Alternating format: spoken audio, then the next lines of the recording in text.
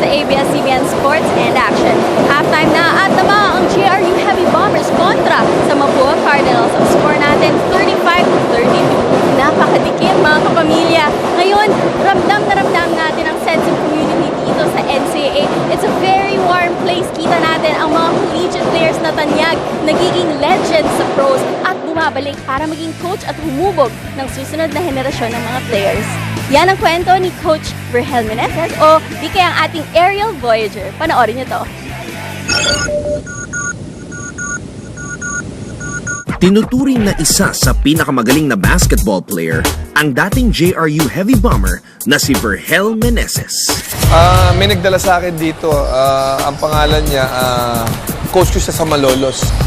Well, sa JRU, hindi ako na lumaban ng championship. Laging third place lang. Yun lang ang nagiging standing namin. Nakilala dahil sa pagiging scoring machine. Di nahirapan si Virgel Meneses na makapasok sa professional league. Well, actually, after ko nung JRU, naging player ako ng Philippine team for 3 years. Tapos nag-pro na ako. Kada galaw niya, siguradong pang-highlight material dahil sa dami ng ginagawa niya sa ere. Kaya naman, nabansagan siyang aerial voyager. Well, yung sa akin, I see to it na every time na manunod yung tao, I see to it na every game, andun yung 100% ko, even my teammates. Sabi ko sa kanila, okay, hindi tayo popular, pero ipakita natin sa tao na every money yung binabayaran nila, worth it para, kumbaga, sulit sila pag pumunta. Pag umuwi sila sa bahay, nakangiti sila. Matapos ang makulay na karera sa professional league ni Virgel, ay kagad siyang na-offeran ng head coaching job sa kanyang pinakamamahal na school. Well, unang-una, actually, siyempre, masaya ako dahil dito ako galing, produkto ako ng JRU. Pero kinakabahan ako kasi makakapag-deliver ba ako as a coach. Hindi din naging madali ang lahat para kay Virgel dahil madami ang kumwestiyon sa pagkakatalaga sa kanya. Hindi ko alam. Sabi ko sa sarili ko, I will get good assistant coaches para to help me. Yun naman ang sekreto talaga. May magaling kang assistant coach, will be a good coach. Well, challenge di ba? Siyempre, ang basketball dito sa atin, maraming critics talaga yan di ba? Yung ang hindi nakapaglaro mas more on maraming nasasabi yan di ba? Compared do sa proven na nag-basketball di ba? Sa dami ng awards at achievements na nakuha niya, mas gugustuhin pa din ni Coach Virgel Meneses na maging player at maglaro ulit ng basketball. Nung na-realize ko na eto na pala ako, coach na pala talaga. So, kumbaga, it's a challenge for me na another career sa akin sa basketball to excel, di ba? Parang kailangan pagbutihan ko. Mas madaling maglaro kasi hawak mo yung bola Alam mo kung ano gagawin mo Unlike na ituturo mo lang, di ba? Baka mamaya hindi masunod, di ba? Okay. Ano kayang pasabog ang makikita natin mula sa JRU Heavy Bombers in the second half? Yan ang aabangan natin. But while we're waiting, mga kapamilya, sagutan niyo na ang ating question of the day. Kumpleto ang big bag, ... Fill in the blanks at i-tweet nyo na yan gamit ang hashtag NCAA Season 92 and you will see our tweets live on air during our game. Magbabalik ang NCAA dito lang sa ABS-CBN Sports and Action.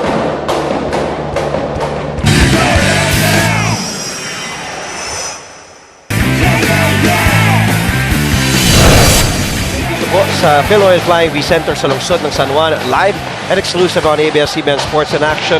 You're still watching the NCAA Season 92 at the half of her first game this Thursday. JRU is up 35-32. Back on June 25 on opening day, lamang din yung JRU mix ang dalawa 38-36. Will it be the same here in their second round meeting? Well, this is looking good for JRU as they lead by 3 points. Pero ito nga, Tate Chudoro waxing off early, 12 points kaagad siya. Pero I think, this can go down the wire. The past 4 meetings have been really siso. Talaga siso battle siya. Panalo ang JRU no first meeting na 21-1 run to end that game. And then ever since, it was Mapua all throughout.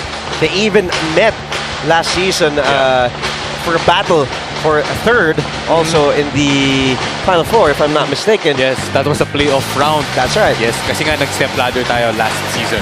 So these two teams may have that mini rivalry of sorts as we take a look at the halftime stats on your screens, Migs, and what stands out most to you? Well, alam mo, para sa akin yung field goal shooting dito ng JRU, ng Mapua rather, as even though medyo pareha sila dyan, pero they're shooting the ball better at 38%. Free throw story naman, medyo hindi pa masyado nagmamatter ngayon para dito sa Mapua, as JRU is going to the free throw line better, 9 out of 14 sila, 14 trips to the free throw line. Dito sa turnover story natin, 12 turnovers for Mapua, pero ito nga points of turnovers, pero mas nananaig dito ang Mapua Cardinals already with 8 points of turnovers. And for also a good stat to highlight is the 3-point shooting. 37% ang JRU sa 3-point field goal shooting, pero ang Mapua 9% lamang. Isa pa lamang ang kanilang 3 puntos mula kay Almel Orquina. Let's take a look at our leading scorers at the half. At pinangungunahan ngayon ng bata ng San Juan, like what you mentioned, Tete Teodoro for JRU, leading all scorers as well with 12 points. He had a 3-pointer in the first, also a 3-pointer here in the second. And Rosbe, 8 of his 10 points mula dito sa second quarter. At Paulo Ponteos, all his 6 points coming in the first. Para naman sa Mapua, Olwell Oraime with 8 points, 6 of those 8 coming in the second. Joseph Ariobo off the bench with 7, and CJ Isit, their team captain, chipping in with 4. Alam mo, Dre, expected din si Tete Teodoro to score early on, 12 points na siya. Pero ang maganda dito para si JRU is Irvin Grosbeck contributing para sa kupunan ni Coach Verhel Meneses. 10 points na siya sa first half, 5 out of 7. Very efficient from the field dito para kay Irvin Grosbeck, and Paulo Ponteo, 6 points. And the 2 out of 8, medyo he's not getting his rhythm yet. Pero syempre, this is a big-time guy. He can really score points in bunches, lalo na sa second half. On your screen, sir, is a reigning MVP from Lagos, Nigeria. In almost 35 minutes per game in 8 games played this season, Olwell Oraime is averaging 16.5 points per game and 18.6 rebounds per game, along with 2.8 blocks per game. And it's still funny and amazing how people say kung ano yung season niya this year may not be as good as last year, but those numbers are really impressive, Migs. They're really impressive. Siyempre, if you can provide those kinds of numbers, hindi mo lang pinapasaya ang iyong teammates, pero ang coaching staff mo, if you can provide those productions every day, consistently, of course, you will be an asset to your team. Second half is underway. Andre Felix kasama si Mr. Basketball, Mix Bustos, and along with the brains behind the bench, Siege Tanteco at courtside. Mapua a first possession here in the third quarter. They have Isit, Oraime, Serrano, Orquina, and Victoria, the same starting 5.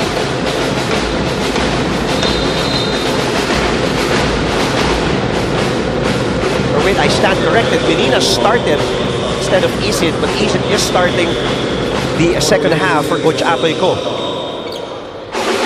Siyempre, CJ Isit kailangan to start strong para dito sa Mapua. They can't afford to have really much giveaways para dito sa Mapua. Oraime was able to get the foul underneath. Abdul Wahab is also starting the second half for Coach Verhel Meneses instead of Abdel Botucci. And like what I mentioned earlier, a taller Abdul Wahab is suited defensively against a 6'9" Nigerian in Olwell Oraime. You know, Dre, Abdul Wahab has to do a better job even though medyo mas mahaba siya compared to Abdel Botucci, pero talagang kailangan niya pang mas pisikalin itong si Olwell Oraime. Hindi pwede na makontento siya sa nilalaro niyang depensa ngayon. Kailangan talaga to make that extra efforts. Oraime splits his charities. May 9 puntos na. Ilalabas si Coach Verhel, si Mark Cruz. At papasok ang kanilang team captain, si Jordan De La Paz. Mark Cruz earlier had early two personal fouls, now has 3. Kaya inupo siya ni Coach Verhel. Mentis Chodoro from that corner 3. Si Isit with Orquina, the bounce pass down low, the quick double by De La Paz on Oraime. He felt he was fouled. No whistle blown by our referees. Play resumes. Ponteos Labas, given daylight. Bounce pass to Abdul Wahab. Napulot ni Serrano bola. Not really the best option if you're Jordan De La Paz kasi Abdul Wahab is not really known to be an offensive guy down low. Oraime, that cross-court pass. Orquina spots. In and out from the outside. Patuloy ang misery nito nga Mapua Cardinals. Isa pa lang ang nakukuha nilang 3 puntos dito sa laro. Wahab, the handoff to Chodoro. Tay to the rolling Abdul Wahab. Lakas nga lang ang kanyang attempt. Now, a good pick and roll though from Chodoro, between Chodoro and Abdul Wahab. Orquina wants to go down low at the low block. The two foreigners pumping bodies and Oraime and Abdul Wahab, but a foul. Malayo sa bola. Tawag dito. Offensive foul ang itatawag kay Lawrence Victoria.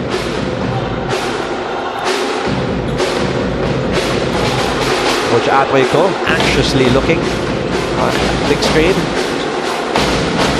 Trying to lead his team back to the Final Four. Ponteos, the kick out to a wide open De La Paz. Yes! Para sa tres! All day long, Jordan De La Paz has been struggling mula dito sa perimeter area pero nung nakuha nga niya yung libreng tira doon mula sa 3 points, automatic yun, 3 puntos para kay Jordan De La Paz. Mapua is 6-3 the team standings, while JRU is 4-5. Ponteos almost took the 3. Here's Chodoro. Trying to get away from Serrano. Back to his partner in crime, Ponteos. Not affecting Isip. Ball will remain with JRU. Sabi ni Lawrence Ojales at I am Rans 26. Kompleto ang game day ko kapag kasama mo, nag-cheer ang second family mo. Next for Dioro goes Let's Go MIT. Again, our question of the week is, kompleto ang game day ko kapag blank. Ito sabi nga ni Nico Lomo, kompleto kapag si Siege the Day daw ang courtside reporter. Kaya galing yan? Kay Nico Loma. Nico Loma, thank you. Kala ko kay Martin Antonio. Siege Tanteco is there. Siege, kung ito ang nakakapagkumpleto ng araw. Punta ka namin, Siege. Yes, Andre, kasama ko ngayon si Noel Forteza, ang team captain ng Mapua Cheerping Cardinals. Noel, sino ang paborito mong player ng Cardinals at bakit? Paboritong player ko, si Olwell Oraime.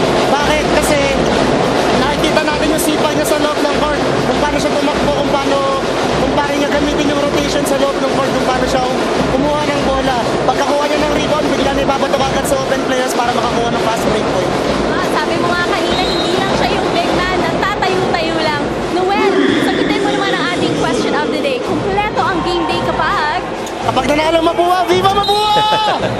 Maraming salamat, Noel. Back to you, Andre. Thank you, Siege. Siege, di mo sinagot yung reaction. Ikaw daw, kompleto daw ang game day nung nag-tweet. Kung kapag ikaw ang courtside reporter. Siege, diyan ka pa ba? Wala na yata si Siege. Nandito pa ako. Ayun, nandiyan ka pa. Maraming salamat, Nico Loma. Palagi ko nakikita yung tweets niya and I really appreciate it. Thank you for watching, Nico. Thank you, Siege. At salamat din kay Nico. Siege na makabait-lapitan talaga. Kahit sino pa din lumipat, kahit yung umutang ka dyan pwede. Siege, mamaya, alam mo na. Ilista mo na. Lista mo na. Back to live action. Lamang po ng 5 ang JRU. Mapua hasn't even gotten the lead back yet. Nung first quarter pa sila lumamang eh. Victoria umatake against De La Paz. Ay, napakahirap. Victoria was able to score his first 2. Threading the needle itong si Lawrence Victoria, finding a way to get that basket in. Ponteos bumingin sa ere over to Chodoro. Chodoro, the stop, the pop, too strong. Long rebound goes to Serrano. Naminihintay kanyang kaliwang tuhod. Victoria give it over to Serrano. They swing it over to Isit. Kontra kay Chodoro. Inigutan si Chodoro. And Isit over the outstretched arms of Abdel Putucci gets his 6th point on that sequence. Well, 6 point of CJ Isit and right now 1 point lead na lang ang meron ngayon ng JRU, leading as much as 7 points. Ponteos. Yung tawag ni Coach Vergel si Putucci to give a screen to Ponteos. Paolo. Shake off. Victoria. Jumper by Lasqueti, wala. As much as Mapua is looking to run, they're kind of settling down here. Pero ngayon, good extra pass to Olwell Oraime. At tinamaan na, ilista mo ba for Olwell Oraime. That all started when Benina drove, then gave it over to Isit, who gave the extra pass to Oraime. And Allwell will head to the line for a possible 3-point play completed after the break.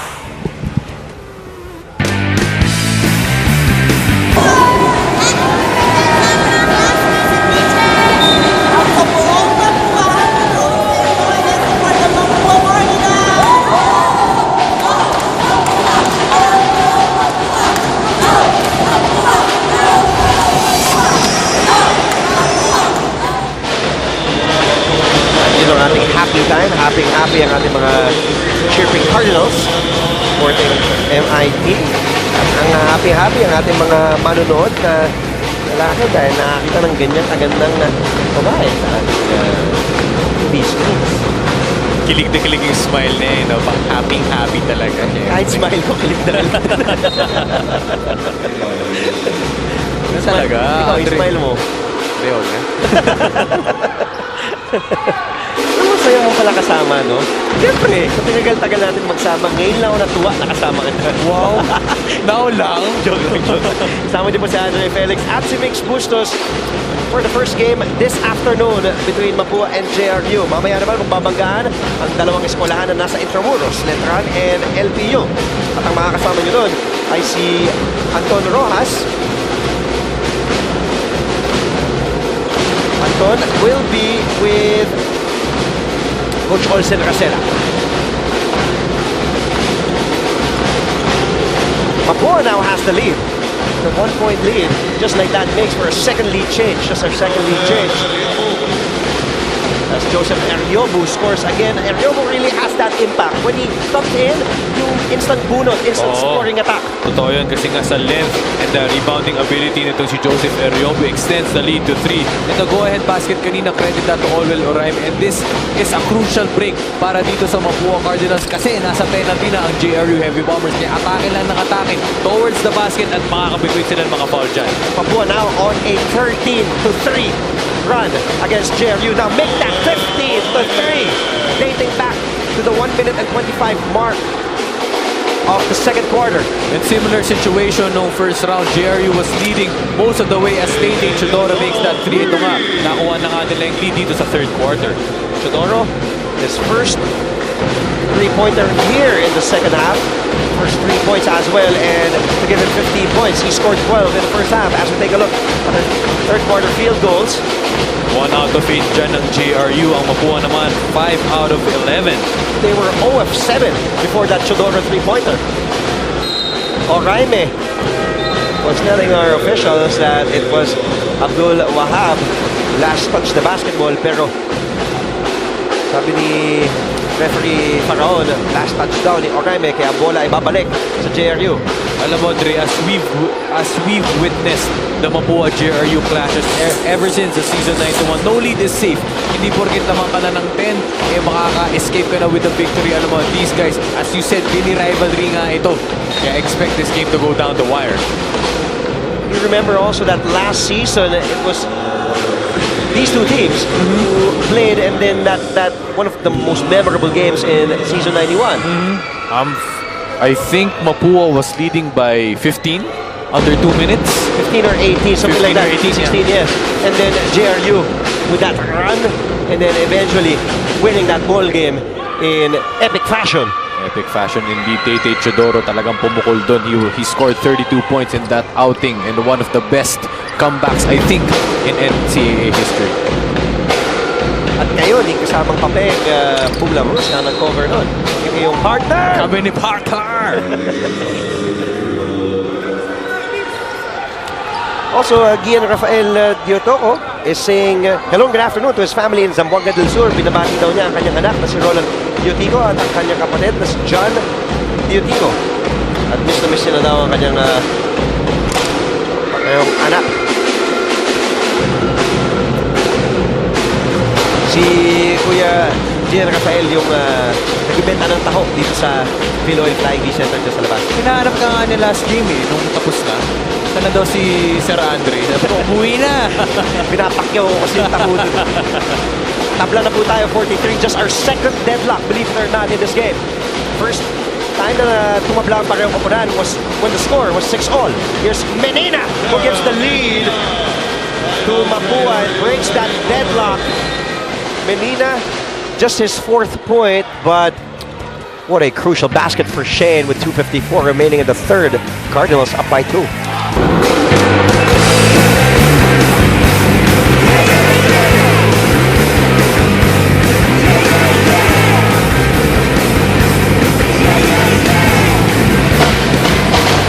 Binabati po natin ating mga kapamilya sa Aklan, mayat nga hapon, mga Panggalatok naman, Masantos Yangarem, at syempre mga Bicolano natin mix.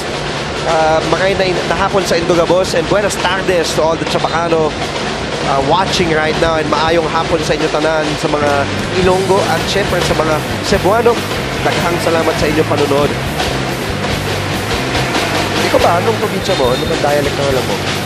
Wala, Manila boy ako eh. Pero yung parents ko mula Ilocos. Binabati ko rin. Din, no? Ilocano rin. Binabati ko tito ko from Cebu, Mayong Udto, Mayong Hapon. Mayong Udto, oh. Mayong Udto. Mayong buntag pag good morning, eh. Oo. Maayong gabi kapag gabi. Talaga? Oh. Siyempre, gabi ko talaga. Gabi May extra I. Okay. Girls men and na ako ni Ariobo. Tumatakbo ngayon si Isit. Surveying the floor. Isit. Slow things down. Lamang sila ng dalawa. 45-43. Mapua's biggest lead was at 3 earlier, way back in the first quarter. Ariobo could not connect on that jumper. Long rebound goes to De La Virgen, who gives it over to Pontejos. And foul away from the ball will be on XC Biteng. Pangalawa yan ni Biteng. Medyo nahatak sa baywang nitong si Biteng, si Jordan de la Paz.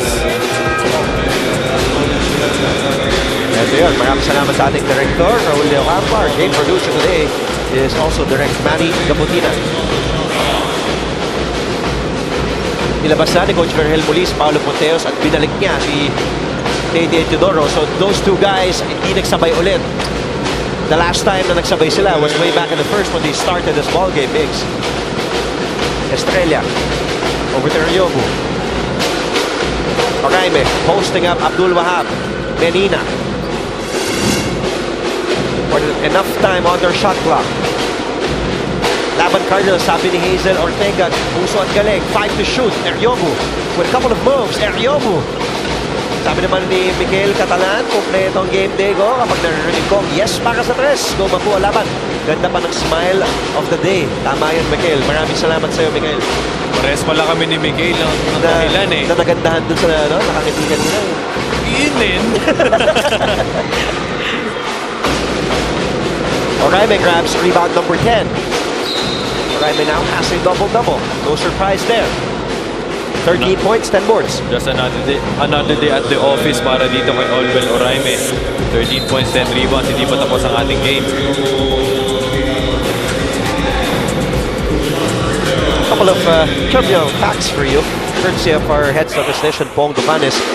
JRU, 3 of their 4 wins actually this season came when they're leading at the end of the third. That remains to be seen in this game dahil may isang minuto at 12 segundo pa tayo nalalabi. Pontejos is at the bench. And then Mapua.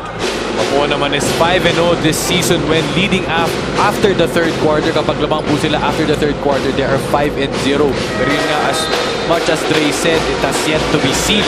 So titignan nga natin o pagtapos ng third quarter kung saang stat ba tayo o kung saang trivia ba tayo medyo pupunta. I stand corrected. I thought it was Direct Manny Gabutina as our game producer. It's Manong, Mr. Mark Morados. Sorry Manong nakasulat dito Direct Manny. Hello na rin sa inyo dalawa. Nakakuha ni Menina ang bola. Lamang sila ng 4. Gusto ibigay ni Menina kay Oraime, pero nakaantabay doon ang depensa ng JRU, and it's a new man guarding Oraime. It's Astilla now. As JRU was able to employ the zone, but malas bato na, naging basket pa, Migs, courtesy of Serrano. Alam mo, doon nabubutas ang JRU sa kanilang depensa. Marami mga instances na medyo bail out, na medyo natadrop pa sa ilalim, and they really need to work on that. On the delivered heads runner is good. Simple from NJ De La Virgen, but that's just his second field goal made with 5 points today. Alam mo, naiisan nga ang JRU sa ilalim dahil nga concentrated ang depensa dito kay Olwell Oraime. So when he's out of the painted area, katulad dito kay Estila, kita nyo po, medyo malaki yung butas dyan sa ilalim. Kaya kapag may mag-drive, katulad to si Andoy Estrella, may mabubutas talaga dyan. Estrella drove to the basket to no avail, and that heave from De La Paz is also no go. Let's take a look at this drive by Estrella. Pinikean si Teodoro. Nakuha niya yung defender din kasi ni Serrano, which was Grospe, and Grospe was able to convert. The end of 3 quarters. Again, some trivial facts. Mapua is 5-0 when leading at the end of the 3rd quarter. And at this point, Mapua is up 49-45. Will the trend continue for the Cardinals, or will JRU pull off something and win again today? 4th quarter coming up. Pagkatapos ng ilang patalastas dito lamang sa ABS-CBN Sports in Action.